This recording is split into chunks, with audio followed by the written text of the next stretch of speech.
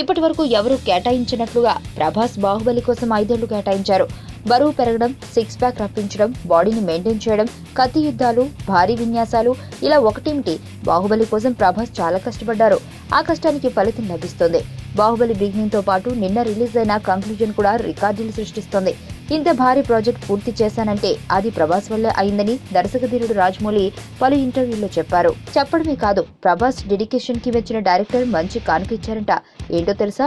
అమరేంద్ర బాహుబలి ధరించిన కవచాన్ని గిఫ్ట్ గా ప్రభాస్ కి ఇచ్చినట్లు రీసెంట్ గా ఇచ్చిన ఇంటర్వ్యూలో రాజమౌళి బయటపెట్టారు. ఆ కానుకను ప్రభాస్ భద్రంగా తన ఇంట్లో దాచుకున్నారని సమాచారం.